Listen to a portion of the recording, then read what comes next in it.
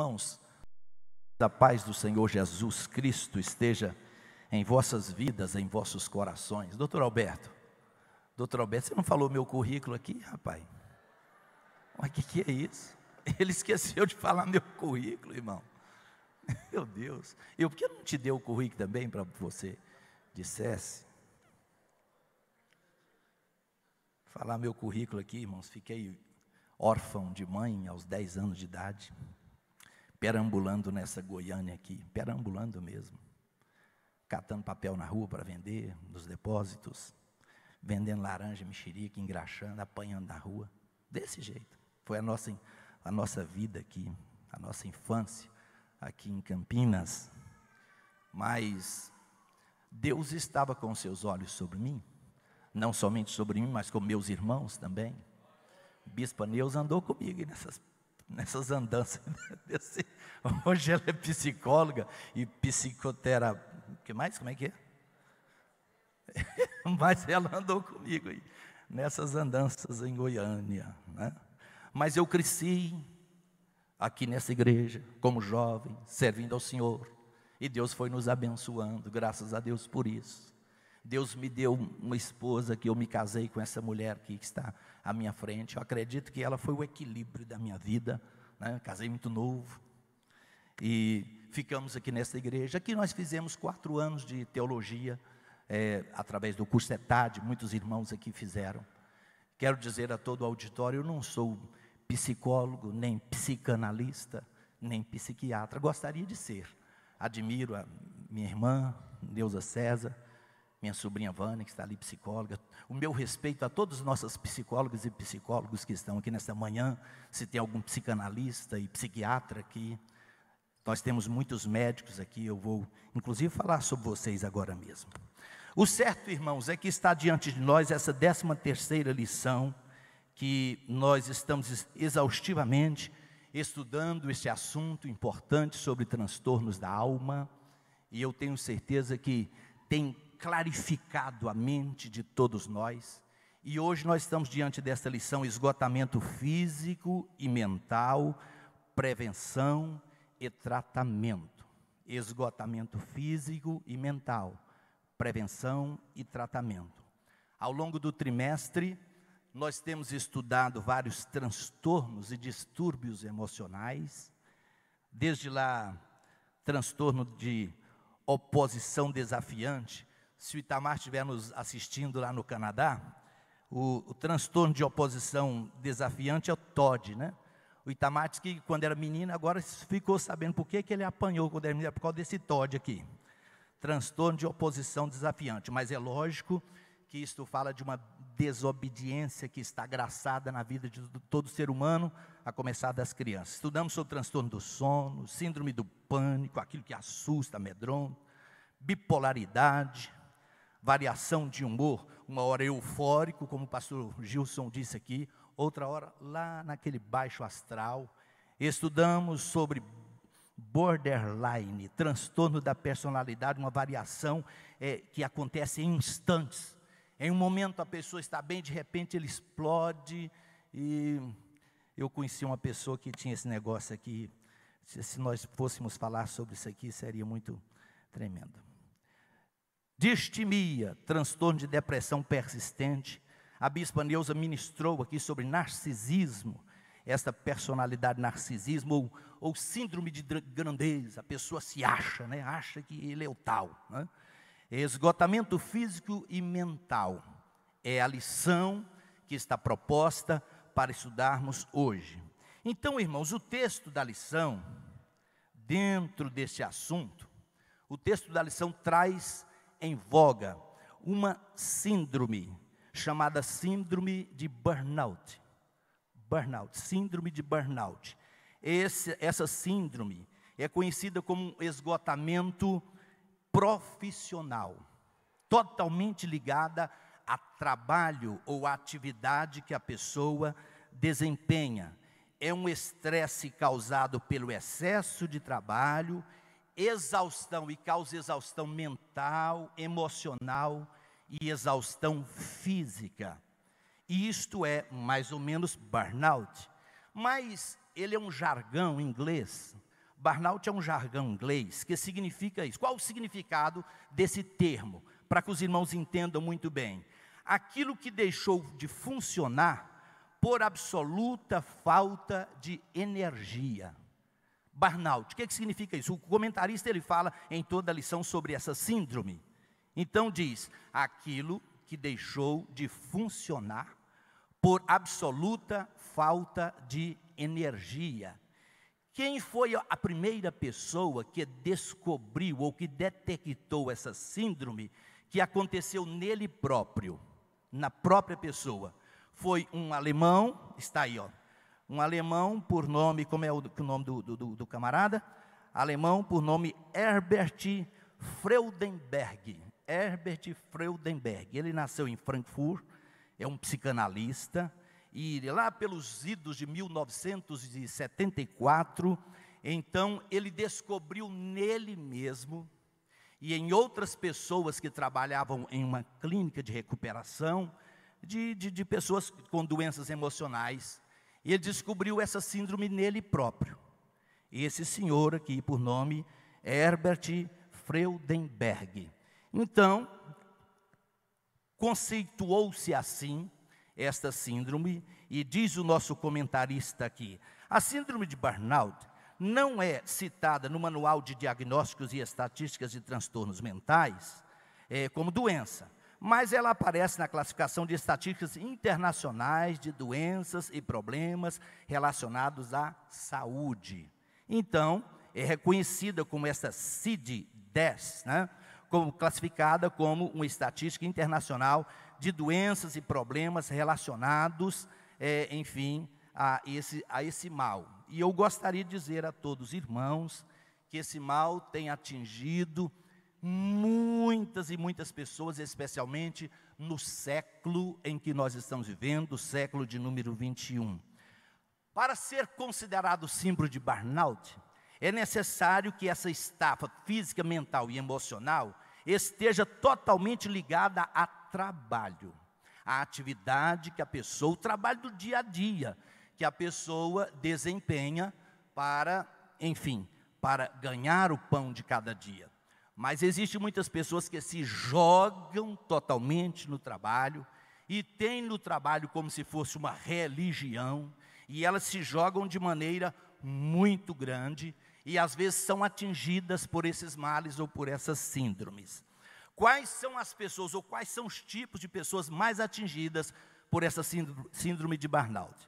Aquelas que vivem para o trabalho e que possuem níveis, guarde isso, queridos, aquelas pessoas que vivem para o trabalho e que possuem níveis de exigência muito altos, pessoas consideradas perfeccionistas. Essas pessoas, tudo que elas fazem, todo o trabalho que elas desempenham, elas acham que é pouco, que fez pouco, não fez quase nada. E elas se jogam mente e as suas emoções e o seu corpo no trabalho de maneira exaustiva.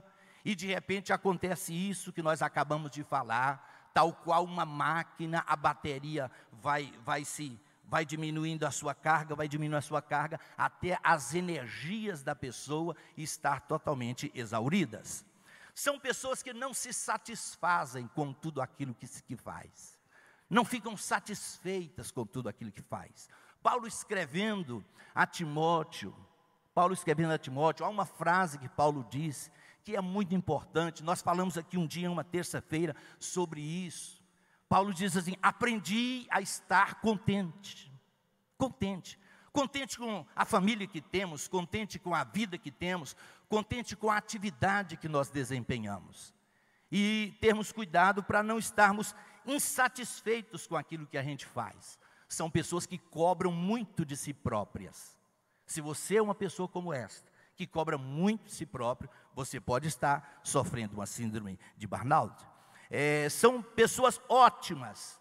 Esse tipo de gente são pessoas ótimas para a empresa, para a repartição pública que você trabalha, mas você se torna um algoz de sua própria vida, do seu próprio ser. Os irmãos estão entendendo? Pessoas que vão para o trabalho e após o trabalho elas não ficam satisfeitas com aquelas 8 ou 10 horas que elas trabalharam ali, e elas pegam um monte de processo e levam para casa, e trabalham até 2, 3, 4 horas da manhã, e no outro dia elas estão cedo no trabalho, e parece que tudo que elas fazem é pouco, e elas são ótimas pessoas para as suas empresas, para o comércio, ou para a repartição pública, mas são pessoas ruins para si mesmo, para o seu próprio bem. E é exatamente isso que nós vamos falar alguma coisa mais sobre isso.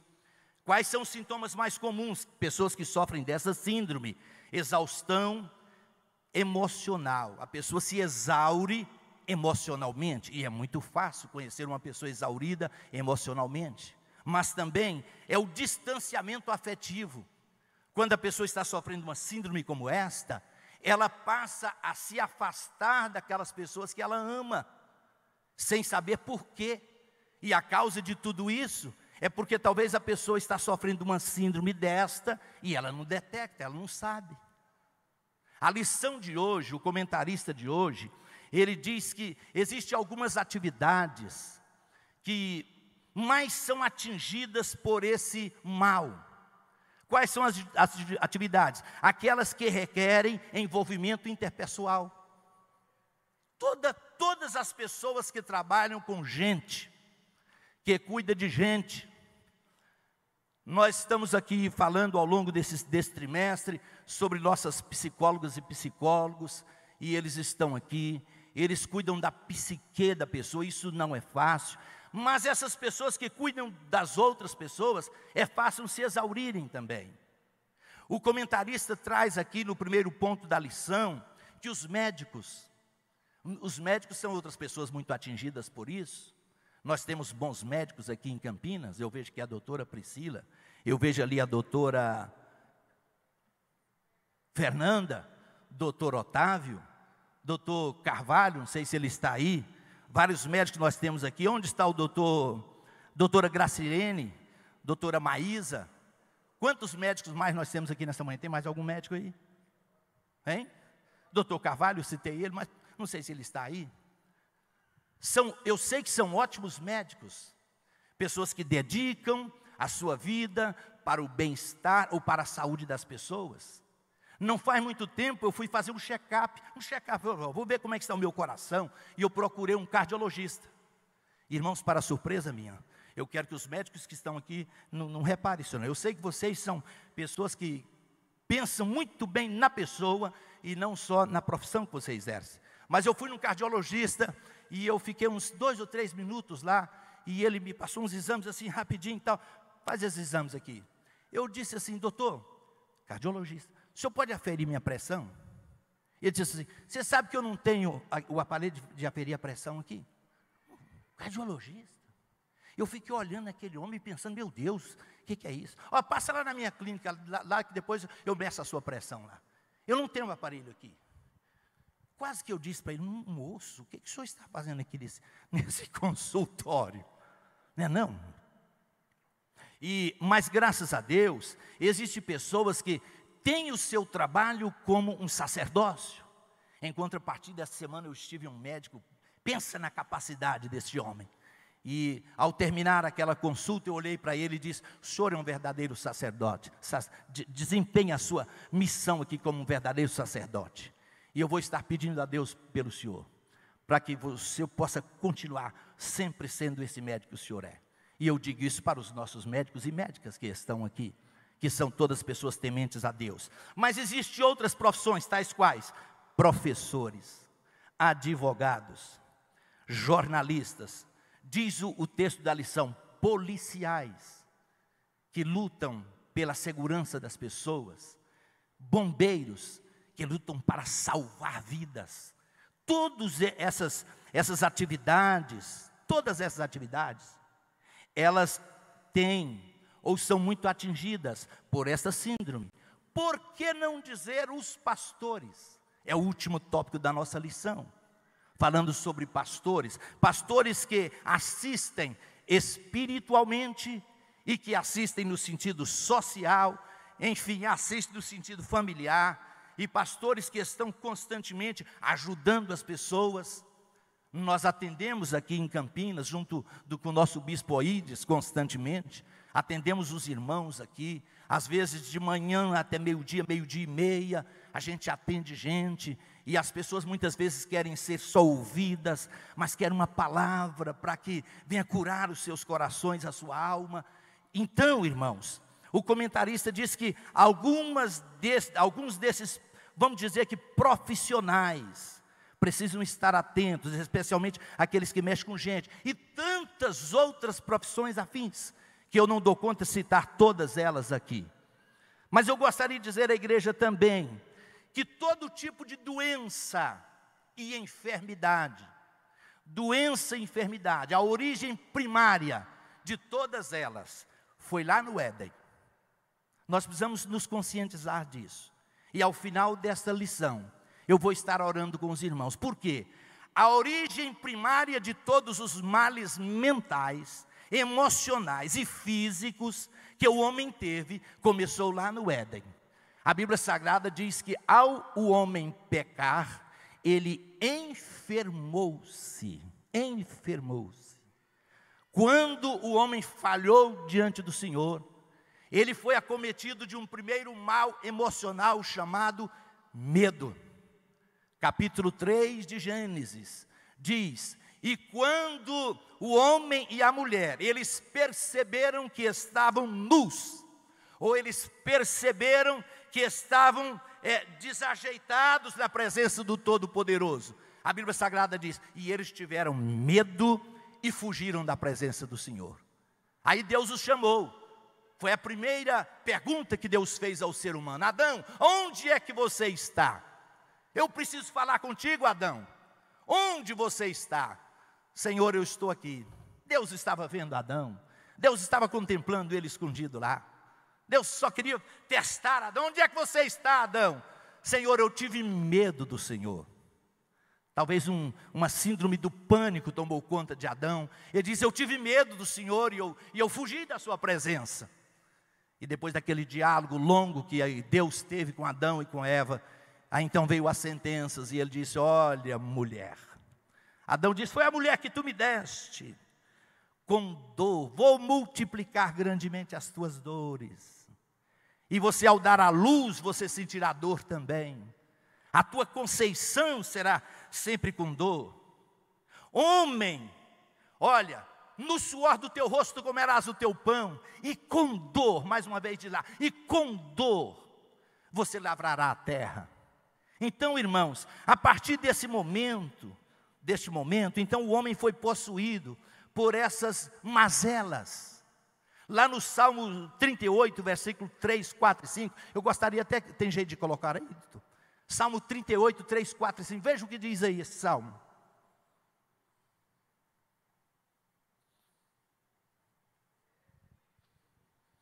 Eu podia ter te passado antes, né?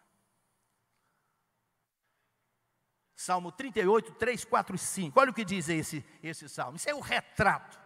É o retrato de todas as mazelas que tem atingido a raça humana. Não há coisa santa na minha carne, coisa sã na minha carne, por causa da tua cólera, nem há paz em meus ossos, por causa do meu pecado. Verso 4, pois já as minhas iniquidades sobrepassam a minha cabeça, como carga pesada, são demais para as minhas forças. Verso 5, as minhas chagas cheiram mal e estão corruptas, por causa da minha loucura.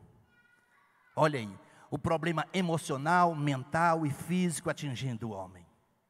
Então, queridos, lá, primariamente lá no Éden, o homem enfermou-se. Agora, hoje, nós estamos em pleno século 21, e nós precisamos lutar para que o Senhor nos dê graça. Hoje nós somos cristãos, o Senhor nos dê graça, para que a gente vá debelando esses males aí, até que esse corpo nosso seja totalmente transformado pelo poder de Deus. A Bíblia diz, aquilo que é mortal se revestirá da imortalidade, aquilo que é corruptível, da incorruptibilidade. E quando aquilo que é mortal se revestir da imortalidade, o que é corruptível da incorruptibilidade, então cumprir-se-á a palavra que foi dita, tragada foi a morte na vitória. Um pensador ou um teólogo, Agostinho, ele diz assim, fizeste-nos para ti. E Agostinho diz, e o nosso coração está inquieto. E ele diz mais: enquanto a nossa alma não descansar em ti. De que é que Agostinho está falando? Haverá um momento, irmãos, haverá um momento que Deus vai dar um basta em toda dor de cabeça, em todo estresse, em toda ansiedade, em todo o mal que tem atingido a humanidade. Haverá um momento em que esse corpo mortal, quando ele se revestir da imortalidade, então Deus vai dizer: pronto. Mas enquanto nós estivermos aqui, existe alguma coisa que nós podemos fazer, que eu vou falar daqui a pouco. O mundo moderno está marcado aí pelas doenças físicas. Essas doenças físicas, ou conhecidas como doenças cardiovasculares, doença do coração e AVC, são as doenças que mais matam no Brasil, doenças cardiovasculares. Mas existe uma outra doença chamada câncer, ou todos os tipos de tumores, das mais temidas pelo homem. E os entendidos dizem por aí afora que essa doença, por nome câncer, a origem dela é na alma do homem. A origem dela é na alma da pessoa. Então, eu estou falando só sobre três doenças físicas, ou as que mais têm atingido o ser humano. Mas deixe-me partir agora para as enfermidades psicossomáticas, ou aqueles fatores psíquicos de fundo afetivo. Deixe-me falar algo para os irmãos. Por que é que nós estamos contemplando uma sociedade doente, exaurida, cansada? Eu disse aqui no início desta palavra que essa síndrome chamada síndrome de burnout, ela tem atingido milhares de pessoas. E por que é que nós estamos contemplando uma sociedade assim? Sabe por quê, irmãos? Tudo começa na mente da pessoa aqui. Tudo começa aqui. Eu quero que vocês pensem bem comigo sobre isso. A mente nossa é um arquivo onde guarda os pensamentos, os raciocínios, os juízos, as lembranças que temos. Tudo está aqui nessa caixinha ou nesse arquivo chamado mente. A mente do ser humano é a parte mais importante da nossa alma. Se a minha e a sua mente, ela não estiver sadia, o corpo também não estará.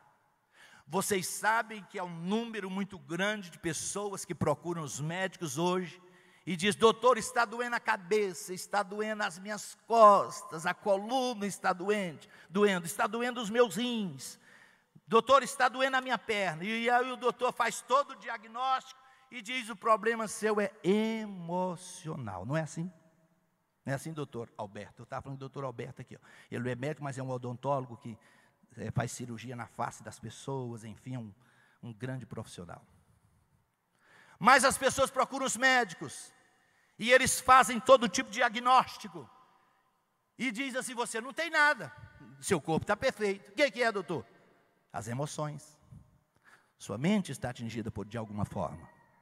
E é exatamente isso que nós precisamos pensar juntos. Quais são as principais vítimas dessa mente doentia? Desculpe eu dizer isso para os irmãos. São pessoas que possuem sentimentos distorcidos.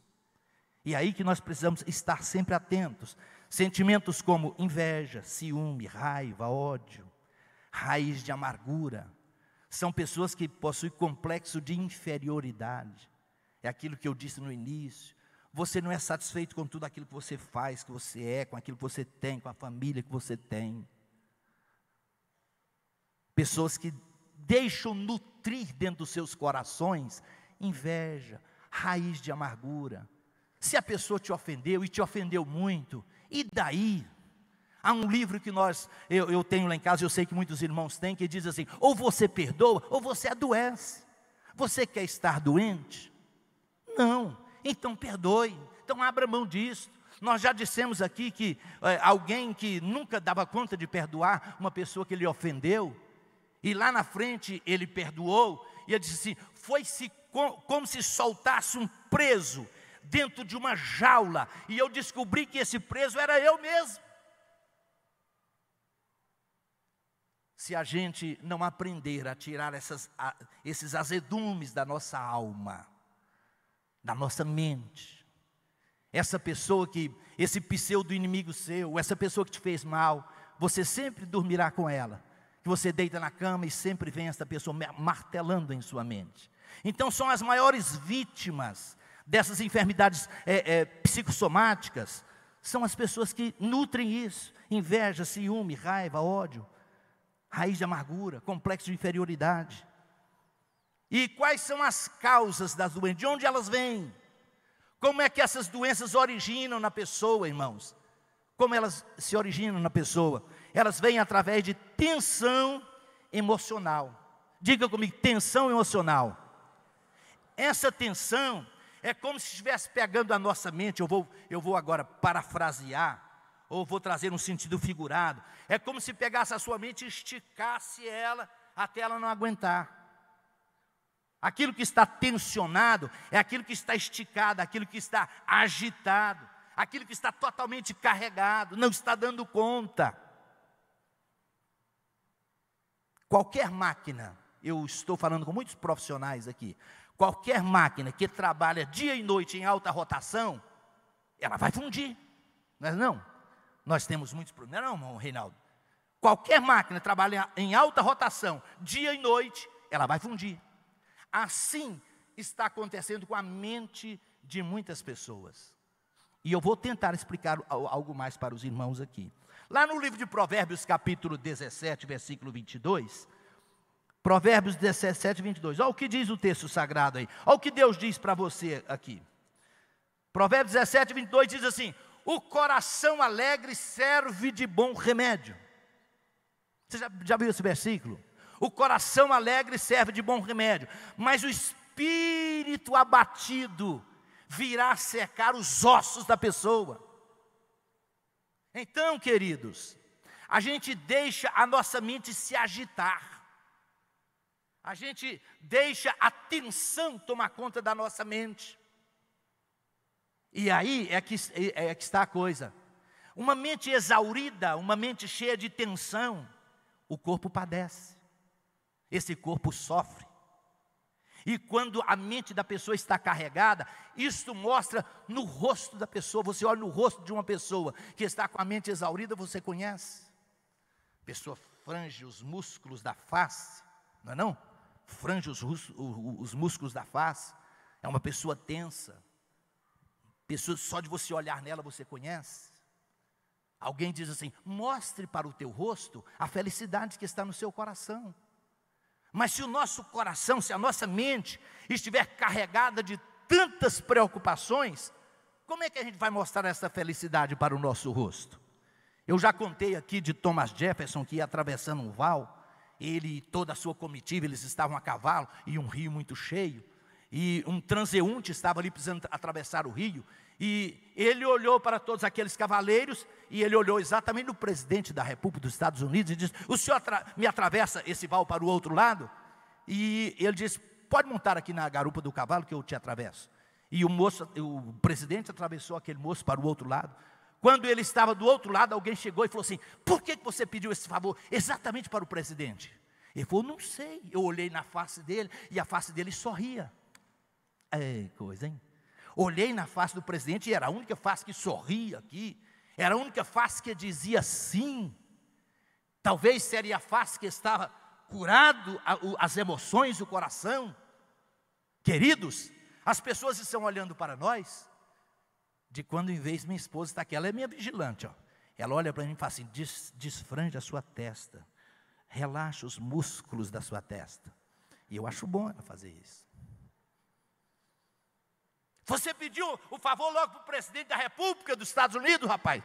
Eu não sei, a face dele sorria, eu pedi foi ele. Pergunte à pessoa que está perto de você: a minha face está sorrindo ou está assim, fechada? De uma mente...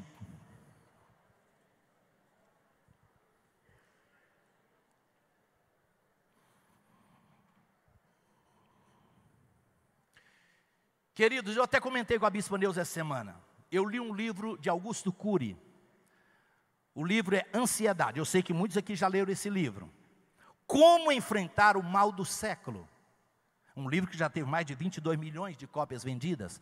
Como enfrentar o mal do século. Ele deu uma palestra aqui em Goiânia. A Bispa Neuza esteve lá, assistiu essa palestra. Augusto Cury. E ele fala nesse livro sobre a síndrome do pensamento acelerado. Muitas pessoas aqui podem estar sofrendo isto. É mais ou menos parecido com esse mal de burnout. Síndrome do pensamento acelerado. As pessoas vivem tensionadas o tempo todo. E quais são os sintomas disso? Mente inquieta. Mente inquieta. O ser humano, o homem, a mulher, ele não consegue aquietar a sua mente.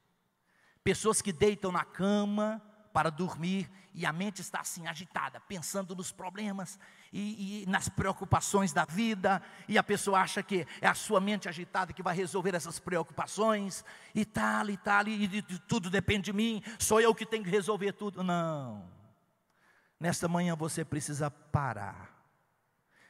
Eu gostaria até que muitos aqui lessem esse livro, Síndrome do Pensamento Acelerado. Essas pessoas que cansam a sua mente, exaurem a sua mente com preocupações que diz que 70% ou 80% das coisas que nós preocupamos, elas não vão acontecer. Elas não vão acontecer.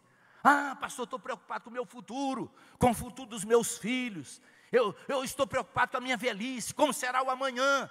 Descanse em Deus, querido, descanse em Deus. Aquiete a sua mente, aquiete o seu coração. Síndrome do pensamento acelerado. São pessoas impacientes e rápidas em tudo aquilo que faz. São pessoas que têm dificuldade de desfrutar uma rotina. Quantos de nós, eu quero fazer esta pergunta, quantos de nós, ou quanto tempo faz que você não para diante da natureza e fica contemplando a natureza? Quantos aqui, faz quanto tempo que você não contempla o nascer de um sol? Ou o pôr do sol? Quantos de nós não temos parado para contemplar isso? Pastor, eu não sei quanto tempo faz que de quando em vez eu tenho o privilégio de viajar com o bispo Aides, e ele fala para nós, os companheiros, gente, contemple a natureza em volta de nós. Vejam as pastagens, olhe para a natureza. A Bíblia Sagrada nos recomenda olhar para a natureza. Mas por que eu estou dizendo isso? Existem muitas pessoas que o pensamento está tão acelerado que elas não contemplam isso. Elas não param para contemplar essas belezas de Deus. São pessoas que têm dificuldade, olha, preste atenção. São pessoas que têm dificuldade de lidar ou de conviver com pessoas lentas. Fulano, pegue esse copo aí para mim. Antes que a pessoa vá pegar o copo, ele já vai. Não, você não vai, eu já vou, e vou pegar aqui, eu vou resolver. O problema do mundo sou eu que resolvo. Querido e querida, Augusto Cury diz assim: você sabe dirigir o seu carro? Escute. Você sabe conduzir o departamento da sua empresa? Você sabe até dirigir a sua empresa? Você sabe fazer muitas coisas, mas você não sabe dirigir a sua mente. Você não conseguiu isso. Você faz grandes feitos e grandes coisas. Pastor, eu não espero por ninguém. Pessoa lenta perto de mim sofre. Pare com isso. Pare com isso. Pare com isso. Desacelere a sua mente hoje. Pessoas frustradas que às vezes, em um copo com água, elas conseguem fazer uma tempestade. Já viram isso? Já viram isso? Pastor, eu estou com um problema sério demais e a coisa está feia, O que é o problema seu, querido? Isso não é nada. Isso não é nada. Você precisa aquietar a sua mente, o seu coração, descansar em Deus. Nós estamos vivendo, diz o Augusto Cury, que nós estamos vivendo uma sociedade urgente, sociedade do rápido. Paciência e tolerância é um artigo de luxo. Eu pergunto você tem paciência? Você é tolerante? Sabe esperar? Vivemos a era do entretenimento, porém, paradoxalmente, nós vivemos a era do tédio. As pessoas estão entediadas. Nós estamos vivendo a era da indústria do lazer. Mas, paradoxalmente também, as pessoas estão tristes. Por que isso? Tem tanto lazer. Abre o computador, abre o celular, e você encontra entretenimentos aqui para o dia todo.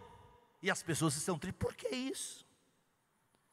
Sabemos fazer tudo, banhar, escovar, perfumar, mas não sabemos governar essa caixinha ou esse arquivo aqui chamado mente. Fique aqui que ao final nós vamos orar por todos vocês nesta manhã. Quais são os males que estão trazendo essas doenças psicossomáticas, queridos? Competitividade excessiva. O homem moderno, ele está sendo forçado pela sociedade em competir. Alguém está falando, pastor, o senhor está falando em doença mental? Sim, estou falando em doença mental. E essa doença vem através de quê? Competitividade excessiva. O homem moderno, ele é forçado pela sociedade para competir o tempo todo. E quem mais sofre com isso são as nossas crianças. Nós estamos vendo crianças de chupeta na boca, indo para o colégio muito cedo. Elas precisavam estar desfrutando o lúdico da vida, brincando. Vocês se lembram quando as crianças iam para a escola com 7 anos de idade? Lembram? Aquilo era uma criança que tinha uma infância saudável.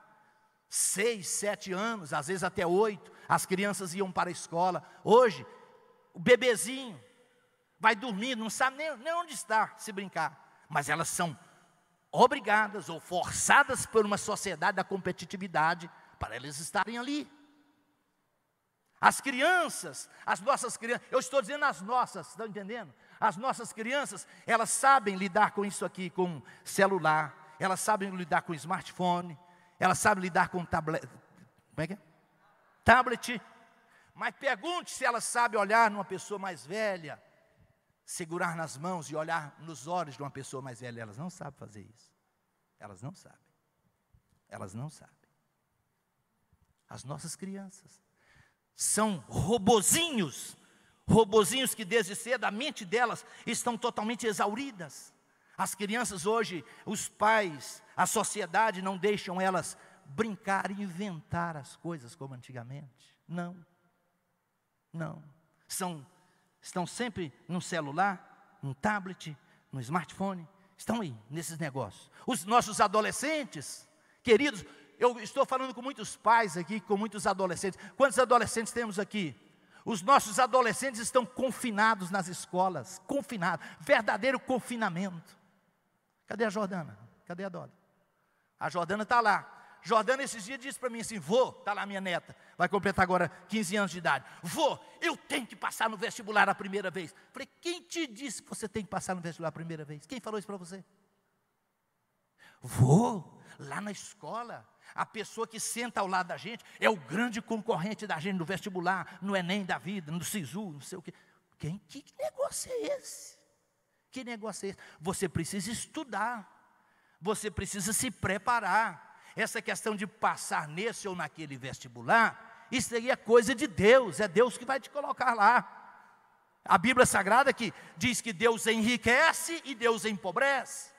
Deus quem dirige os planos do homem. De repente eu estou falando com adolescentes aqui, que vocês têm muita vontade de ser um bom médico, ou um bom advogado, ou um bom engenheiro, e Deus quer te guindar para que você seja um pastor, um pregador, um missionário, uma missionária. Deus quer te guindar para isso. Mas os nossos adolescentes hoje, meu Deus do céu, eu fico olhando meus netos, eles carregam uma mala nas costas, irmão, que a gente custa dar conta de levantar, não é não? O peso daquela bolsa que vai nas costas deles. E eles ficam o dia todo ali, estudando. Há momentos da nossa vida que a gente fica perguntando assim, para quê? Será para que isso?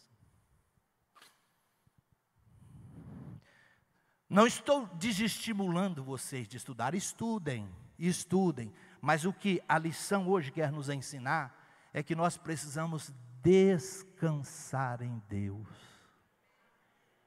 Descansar em Deus. Gente, eu falo aqui com pessoas de mente agitada, mente agitada, competitividade. O Espírito de Deus hoje quer fazer com que você se aquiete. Luta pelo sucesso profissional, pelo enriquecimento. Se eu tivesse tempo para falar sobre isso. Não sei se vocês observaram um casal essa semana na televisão. Eu não acho um bonito, mas um casal lindo, tanto o homem como a mulher. Os dois são lindos, riquíssimos. Não sei se vocês viram uma reportagem na Record, no início da semana. Riquíssimos, ricos mesmo, lindos os dois. E os dois adoeceram a mente. Os dois adoeceram. E passou um longo período de doença. Depois que eles melhoraram, eles foram para a natureza, contemplaram a natureza. E o final da reportagem achei bonito demais. Eles disseram assim: nós descobrimos que a felicidade não está em muito dinheiro. A felicidade está nas coisas mais insignificantes e pequenas, que às vezes a gente acha que não é nada. Eita, meu Deus. Sucesso profissional. Insucesso na vida afetiva. São a escassez de bons casamentos, desencanto amoroso, infidelidade conjugal. Mas deixe-me terminar. E eu termino agora trazendo um remédio para essa inquietação de alma, esgotamento físico e mental. Eu tentei de alguma forma falar com os irmãos aqui sobre alguns sintomas, algumas preocupações que levam a pessoa a ter essa mente doente, essa mente inquieta. Mas eu quero trazer agora para os irmãos algumas dicas para que a sua mente fique saudável. Você acredita? Você acredita nisso? Nós somos crentes, nós estamos dentro de uma igreja, Assembleia de Deus. E eu gostaria de dizer para você o seguinte: desembarque dessa inquietude mental e descanse a sua mente em Deus. Aprenda hoje, na manhã deste domingo, a descansar a sua mente em Deus. 1 Pedro capítulo 5, verso 7 diz assim: lançando sobre Deus toda a vossa ansiedade, porque Ele tem cuidado de ti. O que é que está incomodando a sua mente diuturnamente? E que a mente adoece o corpo? O que é que está te incomodando? Deus diz para você aqui na sua palavra: lance sobre Deus a sua ansiedade, Ele tem cuidado de ti. Segundo, reveja seu modo de vida, volte, você que tem trabalhado, você que é perfeccionista, e que tem trabalhado muito e tem estado insatisfeito com tudo aquilo que você faz, reveja seu modo de vida. Lá em Lucas capítulo 12 está escrito assim: acautelai-vos, ou sossegai-vos, porque a vida de qualquer homem não consiste na abundância daquilo que possui. A pessoa pode correr muito, às vezes a pessoa luta muito, mas isso de nada adianta. Terceiro, se você não está convencido isso sozinho, procure bons profissionais. Olha aí, procure profissionais competentes. Na igreja hoje nós temos exímios profissionais que podem lhe ajudar, se é que você não está dando conta de vencer essa inquietude de mente, essa agitação de alma. Em quarto lugar, tire férias de vez em quando, isso não é pecado. Tire férias, saia, vá para um lugar, peça o seu patrão, não queira ser esse empregado que diz: pastor, eu nunca tiro férias, de jeito nenhum. Não, faz isso não. Reconheça seus limites, preste atenção nos sinais do seu corpo. Diz que as dores que a pessoa sente, às vezes é um sinal de que alguma coisa no organismo não está bem. Então preste atenção nos sinais do seu corpo. Aprenda a dizer não. Se eu posso, eu vou dizer sim. Se eu não posso, eu vou dizer não. Descanse mais uma vez, igreja. Descanse a sua alma no propósito de Deus para você. Eu não sei se você sabia disso, ou que eu sei disso, sei lá. Nós somos humanos. Você sabia que Deus tem um propósito para a tua vida? O que é o propósito dele? É o querer dele para nós. Aí Deus está dizendo para você e para mim hoje: te assenta, descansa, eu estou no controle da sua vida. Estou no controle da sua vida. Quando Moisés estava para atravessar o Mar Vermelho com o povo de Deus, Deus falou assim: pode ficar tranquilo, Moisés, eu vou atravessar vocês, e vocês vão descansar lá do outro lado. Oh, Deus maravilhoso. Descanse a sua alma no propósito de Deus. E eu termino nesta manhã, uma vez que já deu o segundo sinal, mas eu termino dizendo assim: confie inteiramente no poder curador de Jesus. Lá em Mateus capítulo 8, verso 16, está escrito assim: e houve um dia no ministério de Jesus Cristo, que trouxeram todos os doentes e todos os atormentados para Jesus, e Ele ministrou sobre eles e curou a todos, a todos. Um dos nomes pelos quais Deus é conhecido é Jeová Rafá, o Deus que sara, o Deus que cura. Hoje, o Espírito Santo de Deus quer curar mentes de pessoas aqui, que você tem vivido agitadamente. O Espírito de Deus quer te curar na manhã deste domingo. Eu convido os irmãos para estarem em pé em nome de Jesus Cristo. Convido todos a estarem em pé. Quero que você ouça outra vez, escute isto, ouça Jesus dizendo: vinde a mim, todos aqueles que estáis cansados e oprimidos, e eu vos aliviarei. Eu não costumo falar isso, mas eu quero fazer isso. Mas eu quero pedir permissão ao nosso líder aqui, Bispo Oídes, e chamar aqui à frente aquelas pessoas que têm estado cansadas a sua mente, exaurido o seu intelecto, a sua mente, para que o Espírito Santo de Deus toque em você hoje, e você aprenda a descansar nele. Vinde a mim todos aqueles que estão cansados e sobrecarregados. E diz o texto sagrado, Jesus Cristo diz: eu vos aliviarei.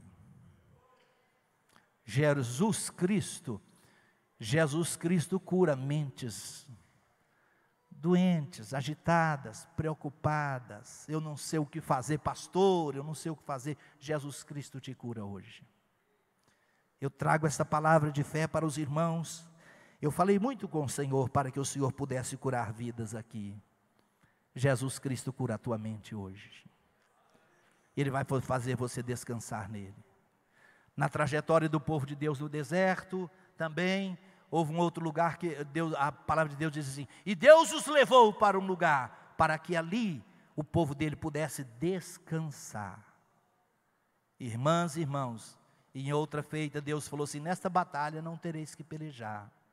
Aquieta-te e vede o livramento que eu vou dar para vocês. Aquiete o seu coração hoje. Eu não sei qual a tua preocupação. Eu só sou instrumento de Deus para dizer para você hoje: aquiete o seu coração. Aquiete o seu coração. Deus está no controle de tudo. De tudo. Deus está no controle. Vamos orar? Feche os teus olhos, pense no Senhor agora. Deus soberano e excelso, nós temos falado a tua palavra na manhã desse dia. Deus eterno, eu sei que há pessoas que estão aqui, Senhor, junto ao púlpito do Senhor, e estão, ó Deus querido, totalmente exauridas pelos pensamentos que sobem à mente de cada um deles. E eu quero pedir ao Senhor para que o Senhor trabalhe na mente de cada um. Espírito Santo, entre na mente de cada homem aqui, de cada uma dessas mulheres, fazendo com que eles descansem no Senhor.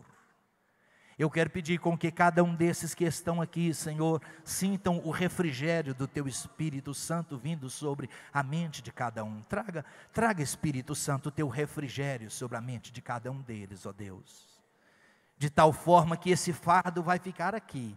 Esse fardo vai ficar aqui. E esses irmãos e irmãs vão voltar para casa, totalmente livres, ó Deus. Porque o Senhor é poderoso. Ó Deus querido, eu oro em nome de Jesus, em nome e na autoridade de Jesus Cristo.